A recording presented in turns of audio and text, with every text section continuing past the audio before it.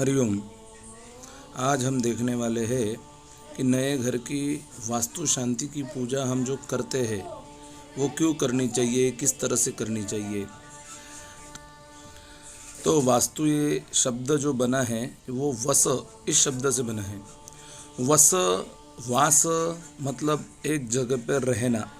जिस जगह में हम जिंदगी में रहते हैं उस वास्तु कहते हैं, जो घर हम उसे बोलते हैं। दुकान, मकान, मंदिर, जिधर भी चार स्तंभ, चार पिलर है, छत है, उसे वास्तु कहा जाता है। तो पूजा क्यों करनी चाहिए? तो हम वास्तु मतलब घर बनाते समय जिस जगह पे घर बन रहा है उस जगह पे क्या क्या जीव हिंसा हुई है हमें पता नहीं है। घर बनाते समय हम सबसे पहले तो ज़मीन में गड्ढा खोदते हैं, तभी हमसे कुछ ना कुछ छोटे बड़े जीव जंतु मारे जाते हैं। हम घर के लिए लोहा, पत्थर, अलग अलग बातें यूज़ करते हैं। वो कहाँ से आई है? तो ज़मीन से ही आई है। तो तब भी दोष होते हैं। घर के दरवाजे के लिए हमें कभी ना कभी एक पेड़ काटना ही पड़ा है। तो पेड़ काटना मतलब वो भी जीव हिंसा हुई है।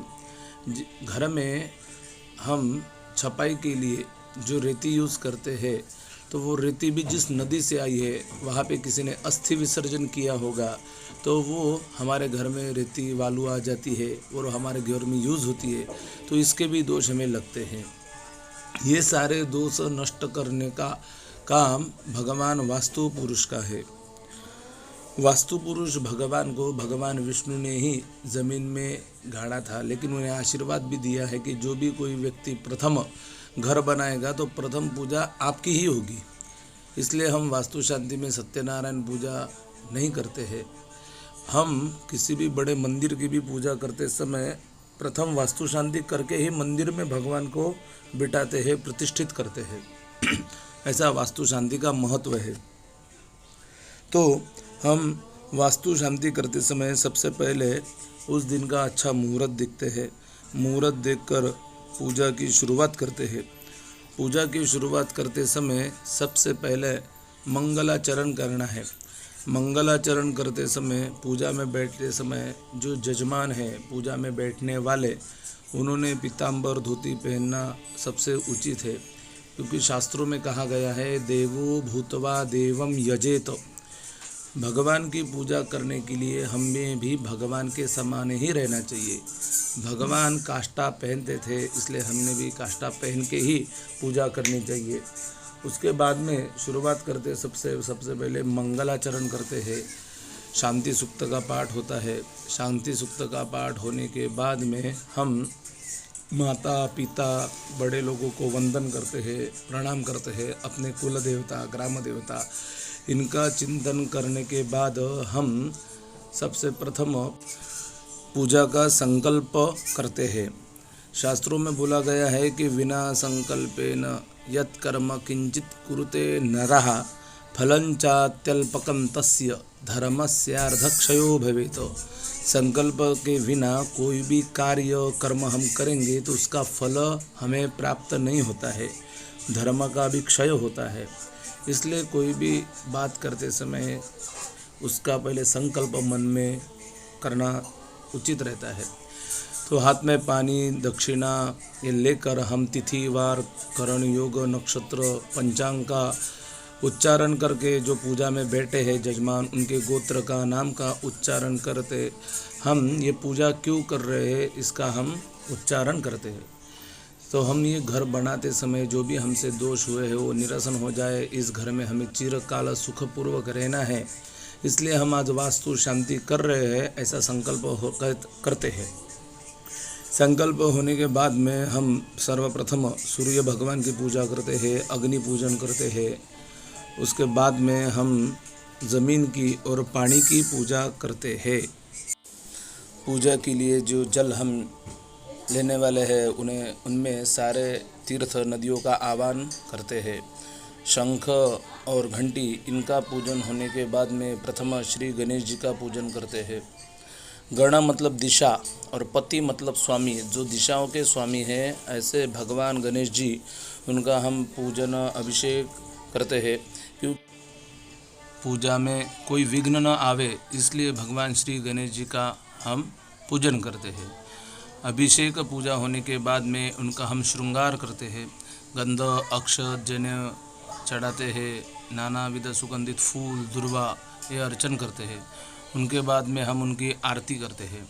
आरती होने के बाद में विशेष अर्घ्य देकर उनको हम बताते हैं, उनको हम प्रार्थना करते हैं कि जिस कार्य की अभी हम शुरुआत कर रहे हैं वो निर्विघ्नता से ख़त्म होने दीजिए। सिर्फ पूजा ही नहीं, तो इस घर में हम चिरकाल तक रहने वाले हैं, तो हमें सुखपूर्वक निर्विघ्नमय पूर्वक इस वास्तु में हमें रहना है, इसलिए आपके आशीर्वाद रहना चाहिए, ऐसे हम प्रार्थना करते हैं। प्रार्थना होने के बाद में हम कलश की पूजा करते हैं। कलश मतलब पुण्याह वाचन। आज के दिन में कोई भी अशुभ काल आए तो उसका हमें कुछ भी अशुभ फल न मिले, उसी तरह से कलश में जो देवता है, कौन से देवता है, तो कलशस्य मुखे विष्णु कंठे रुद्र समाश्रितः मूले तत्र स्थितो ब्रह्मा, मतलब मुख में विष्णु, कंठ में रुद्र और मूल में ब्रह्मा जी है, 4 वेद है, सभी नदियाँ तीर्थ उस कलश में समाये हुए हैं, तो उन सारे देवता का आशीर्वाद हमें मिले, इसलिए वो कलश हम हमारे माथे पे लगाते हैं। माथे पे इसलिए क्योंकि हमारा भाग्य भी हमारे मस्तक पे ही रहता है। उसके बाद में जो कलश में जल है उससे हम भगवान को पानी छोड़कर ये बताते हैं कि घर में जो भी अशुभ है वो जाना चाहिए, जो शुभ नहीं है वो आना चाहिए। उसके बाद में ब्राह्मण द्वारा आशीर्वाद मांगते हैं, उनसे गुरु जी से, भगवान से आशीर्वाद लेने के बाद में गुरु जी हमारे ऊपर अभिषेक करते हैं। अभिषेक होने के बाद में सुवासिनी स्त्री से हमारी आरती करते हैं, औक्षवाण बोलते हैं उसे, इसलिए कि सुवासिनी के भी आशीर्वाद लेने चाहिए। आशीर्वाद लेने के बाद में हम मातृ का पूजन करते हैं। मातृ मतलब अपनी माता। माता का काम जिस तरह अपने बच्चे को संभालने का है, उसी तरह से अपने कुल देवी का भी कार्य है, आपका कुल की रक्षा करे। उसके बाद में 7 लक्ष्मी वसोरधारा का पूजा होता है, दीर्घ आयुष्य प्राप्त हो, इसलिए ब्राह्मण द्वारा आयुष मंत्र जाप का पठन होता है।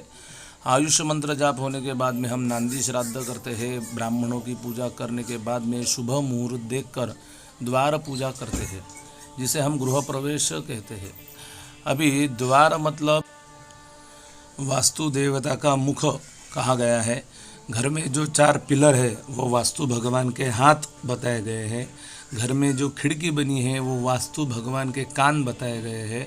घर में हम जो दिया लगाएंगे वो वास्तु भगवान का प्राण है। ऐसे वास्तु मतलब एक मंदिर जैसा, पुरुष जैसा बोला गया है, इसलिए हम किसी भी शुभ कार्य में घर की पूजा अवश्य करते हैं। ज़मीन पे बना हुआ कोई घर होगा तो उससे पहले बाहर से परिक्रमा करनी चाहिए। सबसे पहले एक गाय को घर में लाना है। पुराने ज़माने में चूल्हा, झाड़ू, धान्य ये सब लेके आते थे हम। वो आने के बाद में द्वार की पूजा है, तो द्वार में जो भी सत्व रज तम ये इसमें से सात्विक शक्तियाँ घर में आए, राजसी तामसी वृत्ति बाहर रहे, इसलिए द्वार में हम देवताओं का आह्वान करते हैं जो कायम हमेशा के लिए वहीं पे रहने वाले हैं। उसके बाद में झाड़ू लक्ष्मी इसका पूजन करके हम गृह प्रवेश करते हैं। गृह प्रवेश करते ही घर में सारे भगवान लेके घूमते हैं, क्योंकि प्रथम भगवान को ही ये घर दिखाना है। घर के अंदर भगवान का प्रवेश होना चाहिए। घर में हर एक जगह में जाने के बाद में हम अग्नि पूजन करते हैं। अग्नि भी हमें घर में रोज़ लगने वाला है, इसलिए भगवान अग्नि नारायण का पूजन करके उसके ऊपर हम दूध उबालते हैं। प्रथम आहुति दूध की रहती है। पानी का मटका हमने नया लाया होगा तो पानी के मटके की भी हम पूजा करते हैं। पहले के ज़माने में जो धान्य बारीक करने का साधन रहता था उसका भी हमें यहाँ पे पूजन करने के लिए बताया गया है। ये सब पूजा होने के बाद में हम वास्तुमंडल की पूजा करते हैं। वास्तुमंडल के ऊपर प्रथम 4 शंकु का पूजन होता है, बलिदान करते हैं। बलिदान होने के बाद में हमें रेखाकरण का विधि करना है। ये सब विधि घर बनाने से पहले ज़मीन पर भी पहले के ज़माने में किए जाते थे। जहाँ पे हम पिलर बांधने वाले हैं वहाँ पे गड्ढा करके उस पिलर की पूजा करनी है। घर मिट्टी के नीचे कोई भी अशुभ धातु, बाल, अस्थियाँ होगी, ये सब घर से निकालने हैं जगह से, बाद में घर बनाना है। तो वो तब हुआ नहीं, तभी यहाँ पे करना है। बाद में 4 कोनों की 4 शंकुओं की पूजा होने के बाद में अलग अलग प्रकार के 64 देवताओं का वहाँ पे मंडल के ऊपर आवाहन करते हैं। आवाहन होने के बाद भगवान वास्तु पुरुष के आसन की मतलब कलश की पूजा होने के बाद में हम वास्तु पुरुष और ध्रुव देवता का पूजन करते हैं।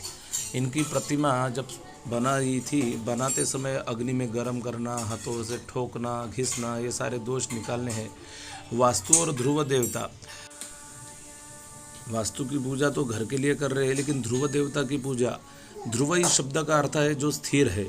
घर हमारा स्थिर रहे, घर में रहने वाले लोगों की बुद्धि स्थिर रहे, उनको भी स्थिरता प्राप्त हो, इसलिए हम ध्रुव देवता की भी पूजा करते हैं।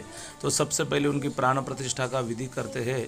प्राण प्रतिष्ठा मतलब मंत्रों से देवताओं में देवत्व आवाहित करने के बाद ही उनका ध्यान, आवाहन, अभिषेक, पूजन करते हैं, उनका अभिषेक करते हैं। वास्तु के मुख से हमेशा एक जप चालू रहता है, अस्तु अस्तु। मतलब हम घर में वास्तु शांति होने के बाद में कुछ भी शुभ बोलेंगे तो भगवान वास्तु बोलने वाले हैं अस्तु, मतलब ये होना चाहिए।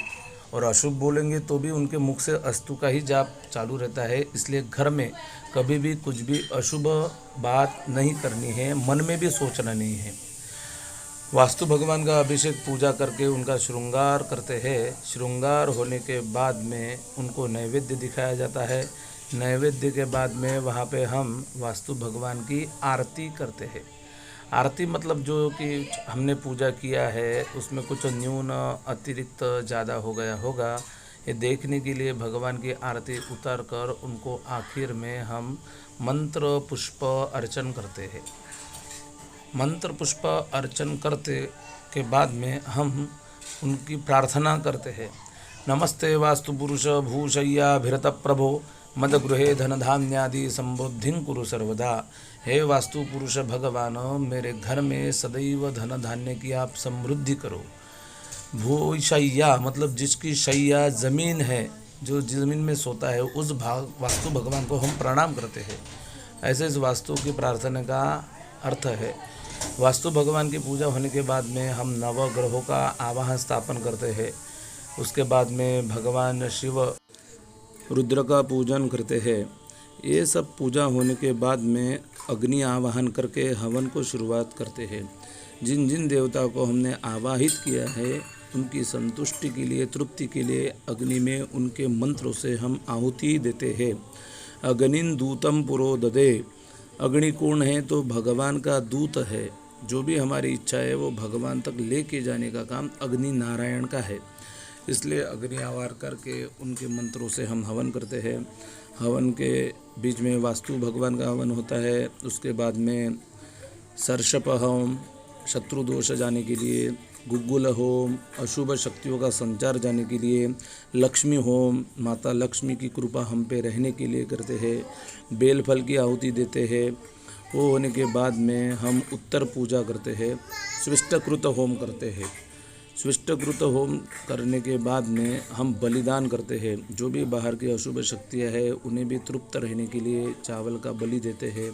घर के बाहर उसे 4 रस्त के ऊपर जाके रखना चाहिए। घर की रक्षा होने के लिए जो पूजा में जजमान बैठे हैं उनके हाथों से घर के ऊपर हम पंजे मारते हैं, छापे मारते हैं, भिंती अलंकार करते हैं। उसके बाद में वास्तु निक्षेप हमें करना है। वास्तु निक्षेप मतलब जिस भगवान के लिए हमने ये सारी पूजा की है उसको घर के अंदर, घर के आग्नेय दिशा में या फिर ईशान्य दिशा में एक छोटा सा ज़मीन में खड्डा करके उनको स्थान देना है। वो होने के बाद में वसोर धारा होम करते हैं। आखिर की आहुति हम देते हैं। आखिर की आहुति देने के बाद में भस्म धारण और जो भी हमने साहित्य लाया है पूजा का वो गुरु जी को दान दक्षिणा देने के बाद में गुरु जी के हाथों से अभिषेक हम करके आशीर्वाद लेते हैं। ऐसी ये पूजा है। पूजा के होने के बाद में आखिर में हम भगवान को जो कि हमने अन्न घर के अंदर बनाया है उसका नैवेद्य दिखाते हैं। नैवेद्य दिखाने के बाद में हमारी पूजा यहाँ पे संपन्न होती है। हरिओम, धन्यवाद। पूजा के लिए अवश्य संपर्क करें।